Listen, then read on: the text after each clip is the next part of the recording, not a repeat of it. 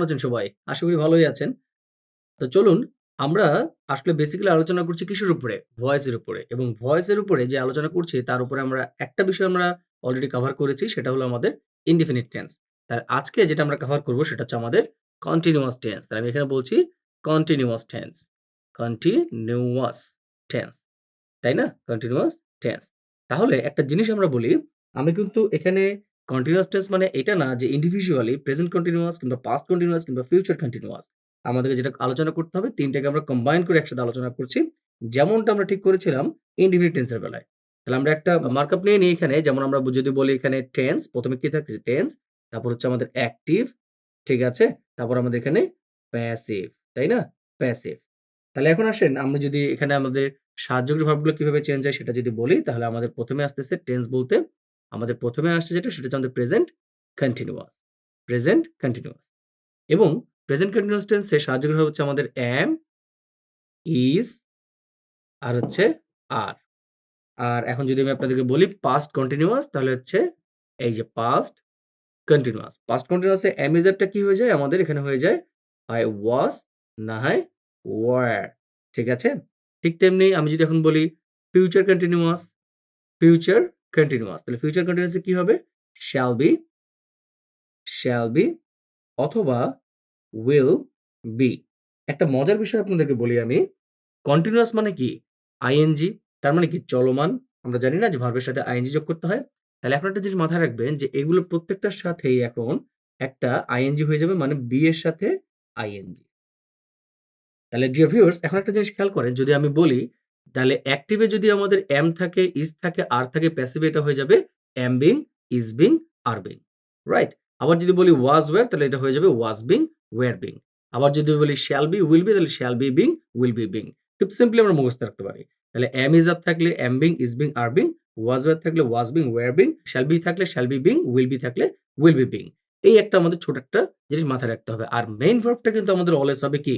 V3 you know that. তাহলে এবার আসেন আমরা কিছু এক্সাম্পল শো করি আপনাদের কাছে। আমি যদি এবার কিছু এক্সাম্পল এর কথা বলি, যেমন আমি আপনাদেরকে ১ম এই দিই প্রেজেন্ট কন্টিনিউয়াস টেন্স দিয়ে একটা এক্সাম্পল দিই। যেমন আমি যদি বলি এভাবে, he is making a kite. He is making a kite. তার মানে কি? সে একটা ঘুড়ি বানাচ্ছে। তাহলে এখানে দেখেন এটা কিন্তু আমাদের কিসের ফর্মে আছে? কন্টিনিউয়াস এর ফর্মে আছে। তাহলে যেহেতু এখানে ইস আছে তাহলে আমরা এখানে কি বলব? অবশ্যই ইস বিং অথবা am being অথবা are being। তাহলে এটা হচ্ছে আমাদের সাবজেক্ট, এটা হলো আমাদের অবজেক্ট। তাহলে এখন যদি আমরা এটাকে বলি তাহলে আমাদের আসবে a kite is being এই যে মেক যেটা আছে এটা আমাদের কি হয়ে যাবে? V3 তাহলে is being made। A kite is being made by him তার মানে কি? তার দ্বারা একটি ঘুড়ি বানানো হচ্ছে। সিমিলারলি আমি যদি এখন এই সেন্টেন্সটাকে যদি আমি এখন পাস্ট এ নিয়ে যাই বা আমি যদি ধরেন আপনাদেরকে অন্য একটা সেন্টেন্স দেখাই পাস্ট এ। ফর এক্সাম্পল আমি যদি দেখাই আপনাদেরকে এভাবে যেমন they were cutting mangoes. They were cutting mangoes. তাই না? তার মানে কি? তারা আমগুলো কাটছিল। তাহলে এখানে দেখেন ম্যাঙ্গোস হচ্ছে আমাদের অবজেক্ট, দে হচ্ছে আমাদের সাবজেক্ট আর ওয়্যার কাটিং কি আমাদের ভার্ব। তাহলে আমরা এটাকে এনালাইসিস করে এভাবে বলতে পারি যে ম্যাঙ্গোস ওয়্যার তাহলে আবার ওয়্যার আছে তাহলে কি হবে দেখেন ওয়াজ ওয়্যার থাকলে কি হবে? ওয়াজ বিং অথবা ওয়্যার বিং। তাহলে ম্যাঙ্গোস ওয়্যার বিং আর কাটের ৩ টা ফর্মই হচ্ছে কাট অ্যান্ড কাট।